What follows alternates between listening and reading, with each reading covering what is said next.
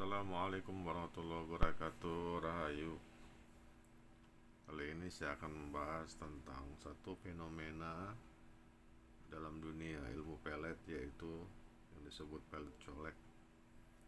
Jadi kita sering mendengar ya, katanya kalau ada satu ilmu atau minyak ya, atau berupa benda, apabila kita berjumpa dengan lawan jenis, kemudian kita sentuh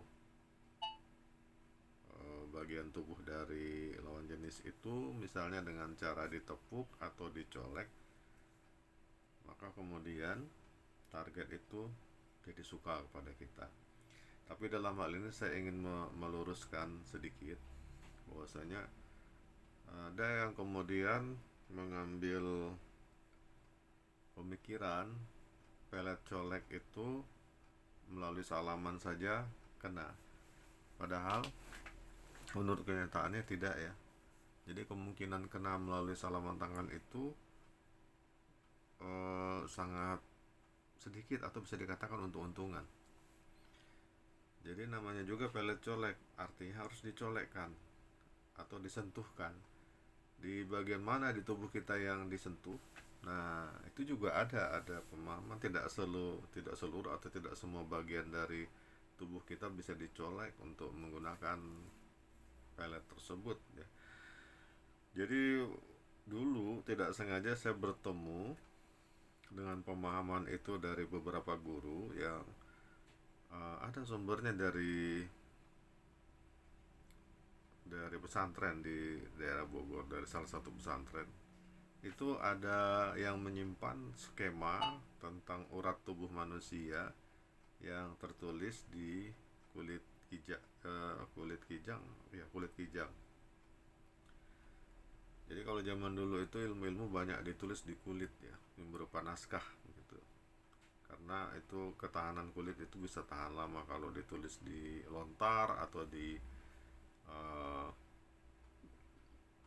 di media lain kurang dapat bertahan ya. Nah,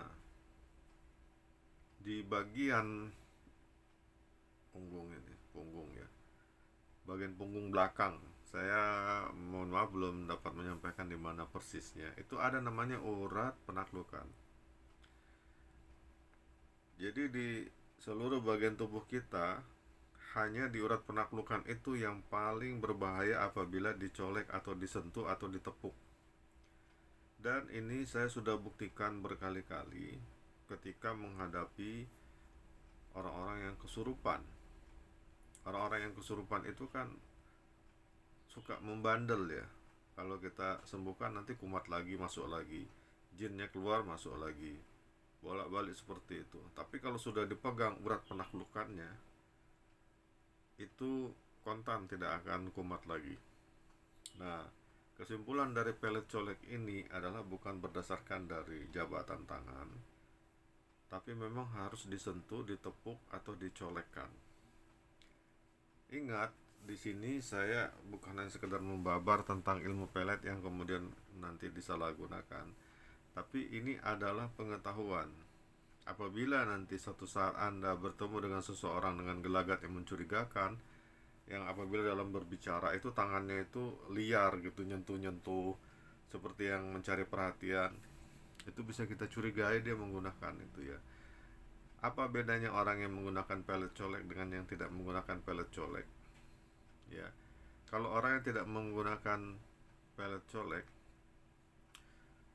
lihat dari matanya, itu apabila dia berbicara, dia fokus dengan pembicaraannya. Tapi kalau orang yang menggunakan pelet colek, setelah dia menyentuh-nyentuh badan kita, matanya itu akan menyiratkan nafsu. Itu bisa kita rasakan dari jauh, bahkan bisa kita nilai. Dan setelah dicolek itu pun kita merasakan seperti nafsu kita yang naik, karena target dari pelet colek ini adalah nafsu itu naik, sehingga ingin selalu berdekatan dengan orang tersebut. Nah, tapi kemudian pelet colek ini tidak secara otomatis kemudian efeknya seperti gendam tadi ya. Efek gendam itu akan terjadi apabila orang yang menggunakan pelet colek ini menyentuh urat penaklukan di tubuh kita, sehingga kemudian kita persis seperti orang yang kena hipnos atau kena hipnotis, menuruti apapun mau dari orang tersebut. Di antara ilmu-ilmu pelet colek yang saya ketahui, beberapa ini yang saya sebut ya, itu adalah yang pertama, menurut pengalaman saya dulu pada waktu saya datang ke seorang yang dikatakan ahli dalam hal ini, ahli ahli hikmah, dia kemudian membacakan mantra pada sebutir kerikil, sebutir kerikil kecil ya, mungkin kecil kecil segini. Nah kemudian dia mengatakan, ini nanti dilemparkan ya, tapi dalam jarak dekat ke target. Dan itu saya lakukan. Nah itu lumayan ada reaksi ya, walaupun dari target kelihatan seperti yang masih menguasai dirinya untuk tidak langsung terpengaruh. Karena saya merasa kurang puas, saya datang lagi ke ahli yang lain. Nah kali ini kacang yang dia mantrai sama, harus dilemparkan juga. Dan ini reaksinya lumayan, bahkan bertahan sampai puluhan tahun. Nah dulu saya melaksanakan ini hanya sebatas puas di lihat reaksi saja, tidak sampai berlanjut sampai pacaran sampai apa, tidak. Lihat reaksi saja sudah, kemudian saya tidak teruskan. Nah ini yang kemudian menjadi experience ya, experience itu pengalaman ya, sehingga kemudian saya menemukan satu keilmuan lagi yang untuk pelet colek ini, namanya isim sabit. Isim sabit, sabit itu artinya ketetapan atau ditetapkan. Artinya sesuai kehendak kita, maunya kita apa, maka ditetapkanlah seperti itu. Isim sabit ini adalah merupakan kajian daripada guguran surat Al-Fatihah. Maksudnya gini ya, di dalam Fatihah itu ada yang disebut sir atau sirul Fatihah yang suka dibaca oleh barakati sirul Fatihah. Misalnya seperti itu. Di dalam sirul Fatihah itu ada kajian lagi yang saya belum ungkap di sini ya. Itu nanti mengacu kepada keilmuan cincin Nabi Sulaiman. Nah di situ ada isim sabit. Isim sabit itu dengan menuliskan di telapak tangan ini huruf sa, lalu dibacakan doanya. Nah, setelah dibacakan doanya 3 kali, kemudian itu ditepukkan kepada orang yang dituju. Tapi di sini nanti ada dikatakan orang itu akan terpikat pada Anda, namun di penjelasan selanjutnya dijelaskan kemudian bahwasanya lebih baik ini digunakan untuk memikat hati orang-orang besar atau pembesar negara. Artinya kalau dalam hal ini bisa digunakan untuk tender, untuk bisnis. Cuma di sini ada masalah, yaitu ditepukkan seperti itu kan menimbulkan masalah, nanti menimbulkan rasa tidak nyaman, bahkan dianggap tidak sopan. Nah sehingga kemudian ini hanya bisa dilakukan kalau kita sudah membangun hubungan baik.